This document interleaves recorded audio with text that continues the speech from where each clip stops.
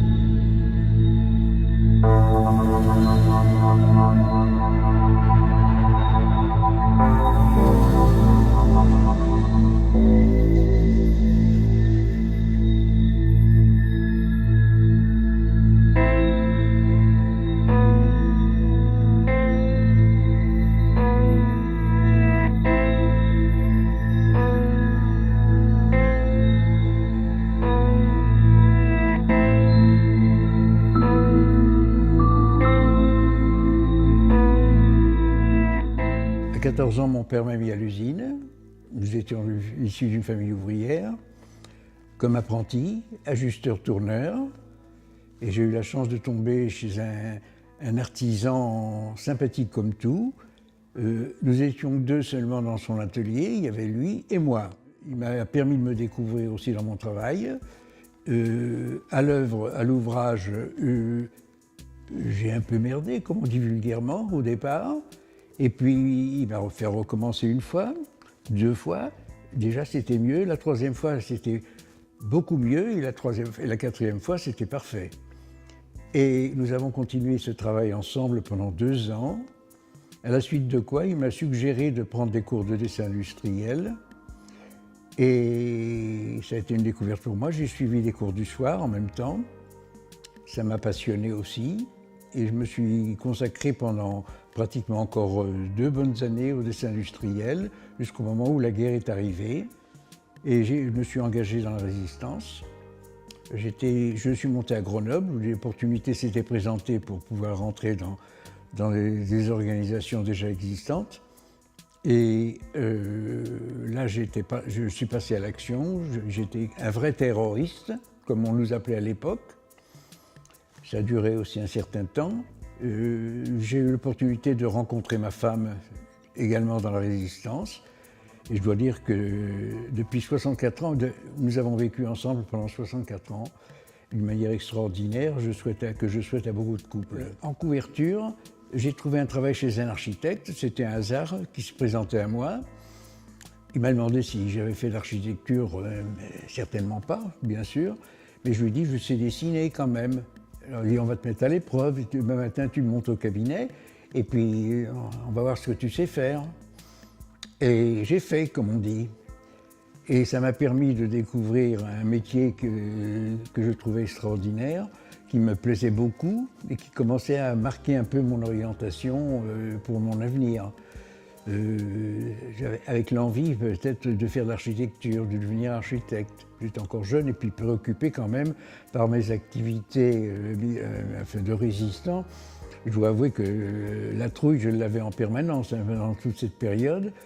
Mais enfin, ça ne m'a pas empêché de continuer à faire ce que je voulais. Je lui ai donné grande satisfaction, à tel point qu'il m'a proposé de venir suivre des cours à l'École des Beaux-Arts.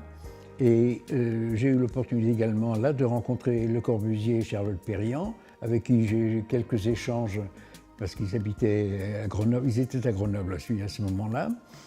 Ils m'ont ouvert un peu les yeux aussi sur leur travail. Alors je dois vous dire que j'étais réellement passionné quand je les ai quittés, et décidé même de suivre cette voie. Et j'ai fait une rencontre, Jean Lurçat, au cours d'une visite du Salon des artistes décorateurs. On a commencé à échanger, et puis au travers de l'échange, il m'a dit, écoute, si tu veux, tu peux venir travailler un peu chez moi, j'ai besoin de quelqu'un pour m'aider. Bon, ben, le travail consistait à prendre ces maquettes et les agrandir à la dimension souhaitée, exécutée, disons. Un jour, il vient me voir, il me dit, écoute, j'ai un client qui me demande de lui faire un tapis. Moi, ça me casse les pieds parce que je suis débordé de travail avec les tapisseries. Alors, si tu veux la faire, si tu veux faire la maquette, je te laisse le soin de le faire. Ça t'intéresse? Ben, je dis, écoute, j'ai jamais fait, mais pourquoi pas? J'ai fait une maquette pour son client et une semaine après, il vient me voir, il me dit, ben, écoute, je sais pas ce que tu lui as fait, mais ça lui a plu en tout cas. J'ai eu l'opportunité à ce moment-là d'exposer mes premières œuvres personnelles en tapis au Salon des artistes décorateurs, où j'ai été très bien accueilli.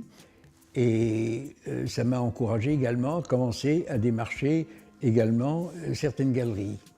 J'ai eu l'opportunité de rencontrer dans une exposition dans le quartier d'ailleurs, dans la rue des Beaux-Arts, le parc. Et j'ai commencé à faire des mobiles jusqu'au jour où, avec des chutes de plexiglas, je me suis amusé à passer quelques coups de pinceau de peinture sur des morceaux. Et puis, en retournant accidentellement un de ces morceaux, je me suis rendu compte que la luminosité de la couleur était magnifique. J'ai tenté de faire des dessins.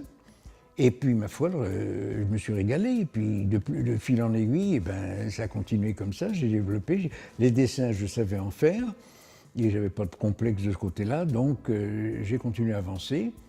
Et ma foi, j'en suis arrivé à devenir un peintre spécialisé à la peinture sous verre. Ça m'a permis de me rendre compte que je n'étais pas le premier à faire cette découverte. Les Phéniciens travaillaient depuis 3000 ans déjà sur cette technique. Et ça m'a beaucoup conforté dans ce que je faisais en plus.